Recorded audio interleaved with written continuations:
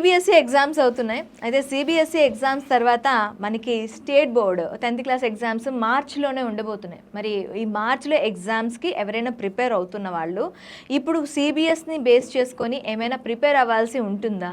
చాలా తక్కువ టైం ఉంది. ఒకవేళ సడన్గా ఏమైనా పాలసీలు అందులో న్యూ ఎడ్యుకేషన్ పాలసీకి సంబంధించి ఏమైనా కాంపిటేటివ్ ప్రొసీజర్స్ ఏమైనా ఫాలో అవుతున్నారా, లేకపోతే ఎట్లా అంటే అట్లా ఉండబోతుందా? అసలు సిబిఎస్ఈకి మనకి స్టేట్ బోర్డ్కి సిలబస్లో ఎలాంటి తేడాలు ఉంటాయి? ఇవన్నీ కూడా అడిగి తెలుసుకుందాం. మనతో పాటు ఉన్నారు సుబ్బారావు గారు, ఎడ్యుకేషనల్ డిజైనర్ అలాగే ఆథర్. నమస్తే సార్. నమస్తే అండి.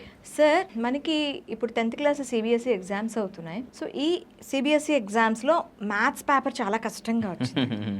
అసలు ఏంటి మ్యాథ్స్ పేపర్ వెనకాతలు ఉన్న ఇదేంటి? సో సిబిఎస్ఈలో మ్యాథమెటిక్స్ ఎగ్జామ్ రాసిన తర్వాత అనేక మంది పిల్లలు ఇంటికి ఏడుస్తూ చేరుకున్నారు. అవును, చాలా మంది పేరెంట్స్ కూడా మా పాప అంటే మనకి చాలా కాల్స్ అది వస్తూ ఉంటాయి, మా అమ్మాయి ఇంకా ఆ డిప్రెషన్లో ఉందండి అనేటువంటి వార్తలు మనకి చాలా ప్లేస్ నుంచి అంటే అక్రాస్ ఇండియా వినిపిస్తూ ఉన్నాయన్నమాట అండి.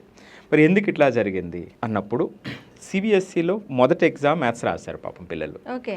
సో మొదటి ఎగ్జామ్ హార్డ్ హిట్ అయినప్పటికీ పాపం ఆ నెక్స్ట్ ఎగ్జామ్స్ ఎట్లాగా అనేటువంటిది ఒక రకమైనటువంటి ఆందోళన. మా అమ్మాయి కూడా 10th సిబిఎస్ఈ రాసింది, ఎన్సీఆర్టీ ఫ్రమ్ ఫస్ట్ క్లాస్. నేను ఒకసారి ఈ పేపర్ గురించి వచ్చిన తర్వాత ఈ పేపర్ నేను సర్చ్ చేసిన తర్వాత అంటే ఒకసారి నేను తరువుగా దాన్ని చేసా. బేసిక్ పేపర్ ఏదైతే ఉంటుందో స్టాండర్డ్ పేపర్ కి మించి standard paper last year standard paper కన్నా కొంచెం ఈజీ అనిపించేలా ఉన్నాయి. సో ఎందుకు బేసిక్ పేపర్ని ఎందుకు అంతలా వాళ్ళు కఠినంగా ఇవ్వడానికి కారణం ఏంటంటే, సో ఇది యాక్చువల్గానండి లోతుల్లోకి వెళ్తే ఎందుకు అట్లా వచ్చిందన్నప్పుడు సిబిఎస్ఈ ఎన్ఈపి 2020ని ఇంట్రడ్యూస్ చేసిన తర్వాత 2020లో వాళ్ళు కొన్ని నిర్ణయాలు తీసుకున్నారు. అందులో ఒక ముఖ్యమైనటువంటి నిర్ణయం ఏమిటంటే క్వశ్చన్ పేపర్ యొక్క స్టాండర్డ్ని పెంచడం కూడా. దాంట్లో భాగంగా క్వశ్చన్ పేపర్లో 20% కాంపిటెన్సీ బేస్డ్ క్వశ్చన్స్ మొదటేడాది, ఆ తర్వాత 30%కి పెంచడం, దాన్ని 50%కి పెంచడం అనేటువంటిది వాళ్ళు తీసుకున్నటువంటి నిర్ణయాల్లో ఒక అతి ముఖ్యమైనటువంటి నిర్ణయం. 2026కి వచ్చేటప్పటికి ఇప్పుడు 50% పెంచాలి అనేటువంటిది వాళ్ళ నిర్ణయంలో భాగంగా ఆ 50%లో అంటే కాంపిటెన్సీ బేస్డ్ క్వశ్చన్స్ ప్రిపేర్ చేసేటువంటి సందర్భంలో ఆ క్వశ్చన్స్ రావడం జరిగింది. ఓకే.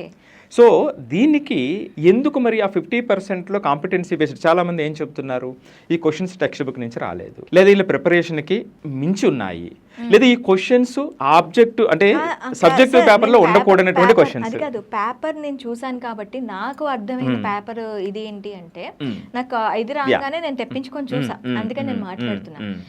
కాన్సెప్ట్స్ ఒకటే కానీ అడిగే విధానం వాళ్ళకి ఇంట్రడక్షన్ లేని విధానం, చాలా క్రిటికల్. అడిగి దాంట్లో ఉండే లాజిక్ ని వాళ్ళు అర్థం చేసుకోలేకపోయారు.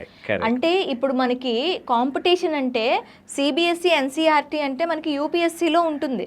సో ఆ యూపీఎస్సీ బేస్డ్ అంతాను మనకి ఇప్పుడు 10th క్లాస్ క్వశ్చన్ పేపర్లో నాకు కనిపించింది సార్. అట్లా కాదండి, కరెక్టే మీరు అన్నది ఏమిటంటే 100% చాలా మంచి అనాలిసిస్ చేశారు మదర్గా. I appreciate you. ఖచ్చితంగా మీరు అన్నది ఎగ్జాక్ట్లీ అంటే రైట్ పాయింట్. ఇక్కడ కాంపిటెన్సీ బేస్డ్ అంటే చాలామంది ఏంటంటే అవుట్ సైడ్ సిలబస్ అది అంటున్నారు. నేను అందుకే మిమ్మల్ని అప్రిషియేట్ చేశా. సిలబస్ అందులో సిలబస్సే, కానీ క్వశ్చన్స్ అడిగేటువంటి విధానంలో, అర్థం చేసుకునేటువంటి విధానంలో, వాళ్ళు ఆన్సర్ చేసేటువంటి విధానంలో ప్రాబ్లము. సో కాబట్టి ఇది హై లెవెల్లో అడిగారు అనేటువంటిది ఎగ్జాక్ట్లీ. కాంపిటెన్సీ బేస్డ్ అంటే అంతే అండి, అంటే applications, more application models, case study models ఉంటాయి. దానిలో భాగంగానే క్రియేట్ చేసినటువంటి క్వశ్చన్స్ 2-3 క్వశ్చన్స్, పర్టికులర్లీ జామెట్రీకి సంబంధించినటువంటి క్వశ్చన్స్. సో దీనికి ఎందుకు ప్రాబ్లం వచ్చింది అన్నట్లయితే పిల్లలు సిస్టమ్ ఆ స్థాయికి రెడీ కాలేదు అనేటువంటిది నేను చెప్పేటువంటి అభిప్రాయం. సో ఆ స్థాయికి రావాలి అంటే ఏం జరగాలి? సైన్స్లో కానివ్వండి, మ్యాథమెటిక్స్లో కానివ్వండి, కాన్సెప్ట్స్ అర్థం చేసుకోవడం ఒక మెట్ అయితే, దాన్ని అర్థం చేసుకున్న తర్వాత అప్లై చేయడం అనేటువంటిది నెక్స్ట్. ఈ అప్లై చేసేటువంటి టైంలో చాలా పేషెన్స్తో కూడినటువంటి ఎగ్జిక్యూషన్ జరగాలి. అంటే పిల్లలు మామూలుగా బోర్డ్ ఎగ్జామ్స్ అంటే ఏమంటారండి, ఈ కొన్ని క్వశ్చన్స్ చదువుకుంటే అవి చదువుకుంటే వచ్చేస్తాయి అనేటువంటి చెప్తారు. మరి ఇప్పుడు ఇలాంటి క్వశ్చన్స్ ఆన్సర్ చేయాలంటే 10 క్వశ్చన్స్ లేదా 100 క్వశ్చన్స్ 1000 క్వశ్చన్స్ రిపీటెడ్గా మీరు ఆన్సర్ చేసినా సరే ఈ క్వశ్చన్స్ ఆన్సర్ చేయలేరు. ఎందుకని? ఇది అప్లికేషన్ ఓరియంటెడ్ కాబట్టి ఆ లెవెల్ ఆఫ్ క్వశ్చన్స్ ఆ స్థాయిలో ఆలోచన చేస్తూ రాయాల్సినటువంటి ప్రిపేర్ అవ్వాల్సినటువంటి పేపర్ అది. అంటే ఇప్పుడు ఏదైతే బేస్డ్ ఇచ్చారో, ఏదైతే క్వశ్చన్ బేస్ ఇచ్చారో ఆ బేస్ అనేది కంప్లీట్గా ఇంట్రడక్షన్ లేని బేస్, కాన్సెప్ట్ కాదు. దాన్ని ఎట్లా అనాలిసిస్ చెయ్యాలో టీచర్స్కే ఒక అవగాహన లేని స్టేట్. సో ఆ స్థాయిలో ప్రిపరేషన్ జరగలేదు, రైట్? సో ఎప్పుడు జరిగేటువంటి విధంగానే ప్రిపరేషన్ జరిగింది. ఈ కాంపిటెన్సీ బేస్డ్ 50%కి వ్యవస్థ రెడీ కాలేదు అనేటువంటిది ఈ సంఘటన ద్వారా సుస్పష్టం. Okay, right? సో దీనికి మరి ఏం చేయాలి అంటే పిల్లలు సెల్ఫ్ లెర్నింగ్ని ఎక్కువ పెంచాలి. వాళ్ళకి వాళ్ళు స్వతహాగా ప్రయత్నం చేయటానికి సిస్టమ్ ఎంకరేజ్ చేయాలి. ఈ 10 క్వశ్చన్స్ ప్రాక్టీస్ చేస్తే మీరు ఎంతకు ఆన్సర్ చేస్తారు? 50%గా ఆన్సర్ చేస్తారు. సో ఇది వేకప్ కాల్, రాబోయే రోజుల్లో న్యూ నార్మల్ కాబోతుంది. Okay, right? సో దానికి తగ్గట్టుగా ఎవరు రెడీ అవ్వాలి? ఫస్ట్ ఇన్స్టిట్యూషన్స్ రెడీ అవ్వాలి. ఇన్స్టిట్యూషన్స్ రెడీ అయిన తర్వాత ఎవరిని రెడీ చేయాలి? వాళ్ళ టీచర్స్ని రెడీ చేయాలి. టీచర్స్ రెడీ అయిన తర్వాత ఎవరిని రెడీ చేయాలి? పిల్లల్ని రెడీ చేయాలి పాజిటివ్ మేనర్లో. సో ఈ మార్పులు రావాలి. వస్తే తప్ప ఇలాంటి సంఘటనలు, అంటే ఫస్ట్ టైం జరిగింది కాబట్టి ఇబ్బందులు ఎదుర్కొంటున్నారు, అందరూ ఈ ప్రాబ్లం చెబుతూ ఉన్నారు. అయితే ఇంకొకటి కూడా విన్నాను, పేరెంట్స్ దగ్గర నుంచి దీని మీద కొంచెం నెగిటివ్ ఇంప్రెషన్ వచ్చింది. ఎందుకంటే సిబిఎస్ఈ ఎగ్జామ్స్ ఎప్పుడు సింగిల్ బోర్డ్ ఒకేసారి ఇయర్లో ఒకేసారి జరిగేవి. ఈసారి ఫిబ్రవరి అండ్ మేలో 2 times జరిగేటానికి ఛాన్సెస్. ఈ విధానం ఎందుకు పెట్టారు? అంటే ఇలాంటి క్లిష్టతరమైన పరిస్థితులు మీకు ఉంటాయని చెప్పి ముందే ఆ బోర్డు నిర్ణయం తీసుకుని చేసిందంటారా? దీన్ని ఎట్లా తీసుకోవచ్చు అంటారా? చాలా మంది పేరెంట్స్ మీరు అడిగినట్టుగానే అడిగారు. వాళ్ళేమో మంచి ఉద్దేశంతో పెట్టారండి. ఎందుకంటే 10th క్లాస్ అంటే పిల్లలకి ఫస్ట్ ఎగ్జామ్, ఐ మీన్ అకాడమిక్గా ఒక first exam, right? India wide రాసేటువంటి అకాడమిక్ ఎగ్జామ్. ఈ సర్టిఫికేటే వాళ్ళతో జీవితాంతం ఉంటుంది. ఎవరైనా 10th చదివే పిల్లలు ఉంటే అందరూ కూడా, మీరైనా సరే పక్క ఇంట్లో 10th చదివే పిల్లలు ఉంటే ఎలా చదువుతున్నావు, ఎగ్జామ్ బాగా రాసేవా అనేటువంటి క్వశ్చన్స్ చాలా సాధారణంగా ఉంటాయి. ఎగ్జామ్ రిజల్ట్ వచ్చిన తర్వాత పేరెంట్స్ని మీ అమ్మాయికి ఎన్ని మార్కులు వచ్చినాయి, మీ అబ్బాయికి ఎన్ని మార్కులు వచ్చినాయి, ఇది ఎంత CGPA వచ్చింది అనేటువంటి అడుగుతారు కదా. ఒక తెలియనటువంటి ఒక ప్రెషర్ ఉంటుంది పిల్లల మీద. సో అక్కడి నుంచి కాంపిటీషన్ మొదలవుతుంది. తర్వాత వెళ్ళేటువంటి ప్రతి చోట కూడా కాంపిటీషన్ బేస్ చేసుకుని వాళ్ళ అడ్మిషన్ జరుగుతూ ఉంటాయి. సో ప్రెషర్తో కూడుకునేటువంటి విధానం. సో టెస్ట్ యాంగ్జైటీ ఉంటుంది పిల్లల్లో.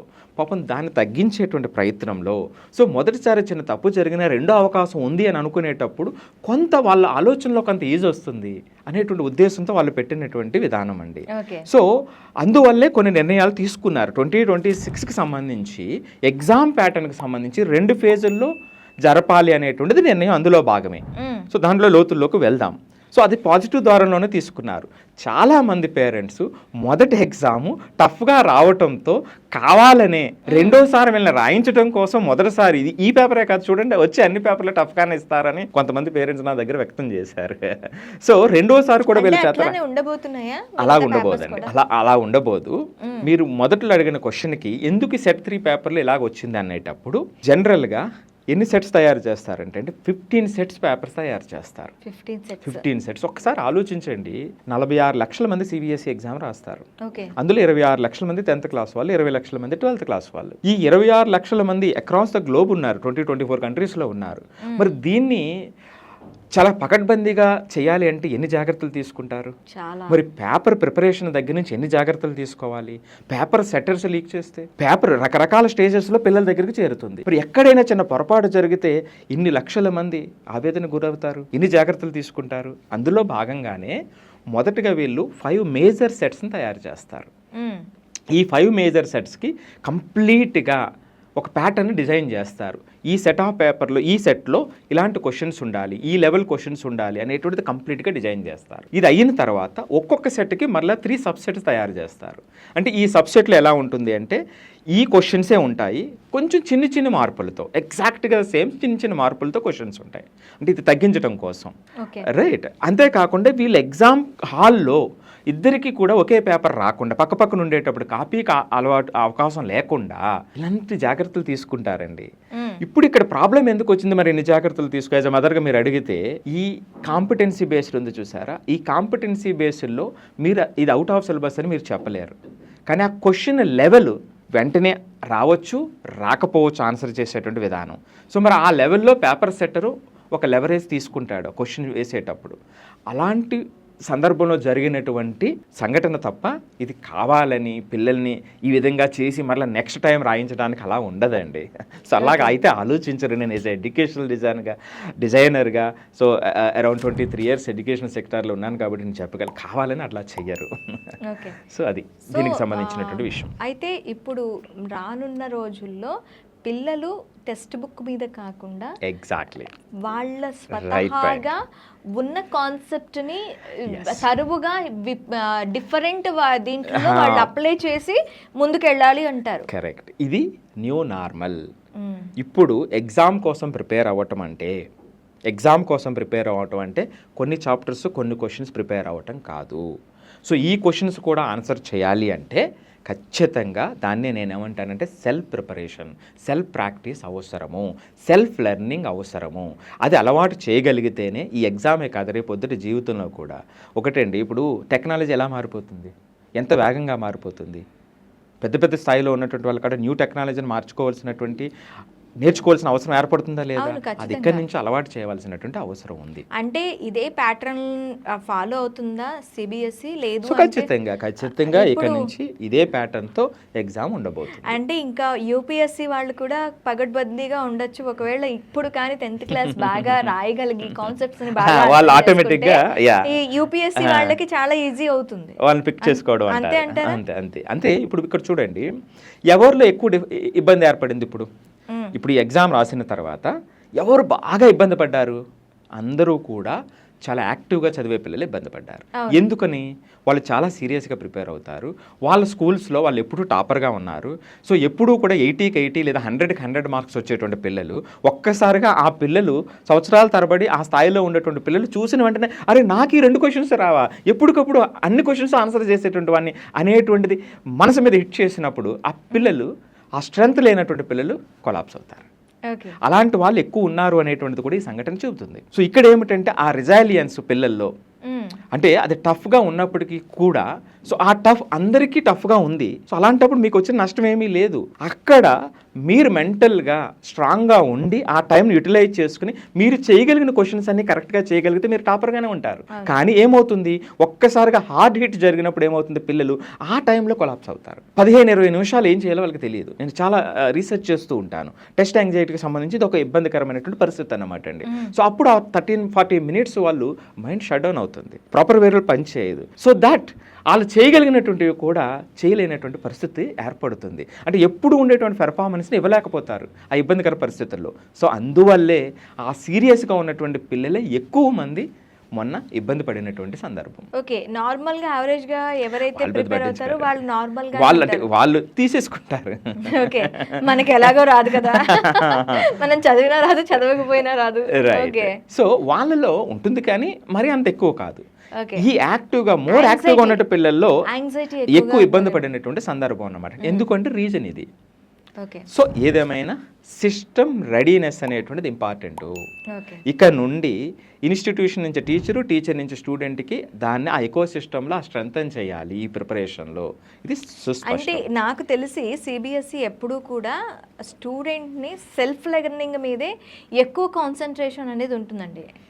కానీ ఇంతలా టఫ్గా ఒక్కసారి 20-30% ఉన్నది 50% కంటే ఖచ్చితంగా మార్కుల మీద అయితే ఇంపాక్ట్ పడుతూ ఉంటుంది కదా. సో మరి దీనిపైన ఎట్లాంటి చర్యలు ఉంటాయి? సో మార్క్స్ తగ్గితే ఏమవుతుంది చెప్పండి నాకు ఇప్పుడు. సో అంటే ఒక జాబ్కి వెళ్ళేటప్పుడు ఆ మార్కులే ప్రామాణికం కదండి. సో అది ఓన్లీ గేట్ మాత్రమేనండి. మీరు డోర్ ఓపెన్ చేస్తుంది ఈ పర్సంటేజ్, మినిమం పర్సంటేజ్. ఇప్పుడు రోజులు మారిపోయినాయి. 90 రోజులు కాదు. అంతేకాకుండా 2022కు ముందు ఒక రకమైన ప్రపంచం, ఇప్పుడు ఉన్నటువంటి ప్రపంచం ఒకటి. ఈ మార్క్స్ అనేటువంటివి మీకు డోర్ ఓపెన్ చేస్తుంది. రేపొద్దుట ఆ పిల్లలు నిలబడాలి అంటే వాళ్ళకు ఉండాల్సినటువంటి స్కిల్స్. ఆ స్కిల్స్లో ఒక ముఖ్యమైన, చాలా స్కిల్స్ ఉన్నాయి, అందులో ఒక ముఖ్యమైనటువంటి skill self learning, next adaptability, flexibility, ఇవన్నీ కూడా వాళ్ళకి రావాల్సినటువంటి సందర్భం ఉంటుంది.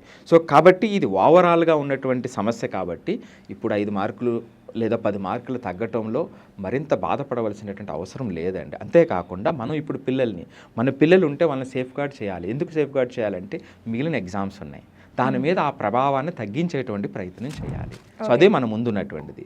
మరొక అతి ముఖ్యమైనటువంటి విషయం, వీళ్ళందరికీ కూడా సెకండ్ ఛాన్స్ ఉంది, మేలో ఒక ఛాన్స్ ఉంది. సో దాన్ని ఆసరా చేసుకుని వీళ్ళని మోటివేట్ చేసి మిగిలిన ఎగ్జామ్స్ మీద ఇబ్బంది పడకుండా చూడాల్సినటువంటిది. ఏమైనా చివరికి మన పిల్లలు వాళ్ళు మినిమం అంటే సేఫ్ గార్డ్ చేయాల్సినటువంటి అవసరం ఉంది, మినిమం ఇబ్బందితో బయటకు రావాల్సినటువంటి అవసరం ఉంది. దాన్నే మనం ఆలోచించాలి తప్ప దాన్ని మరింత ఎక్కువ గందరగోళ పరిస్థితులకు వెళ్ళకూడదు అనేటువంటిది నా అభిప్రాయం అండి. Okay sir, thank you thank you అండి.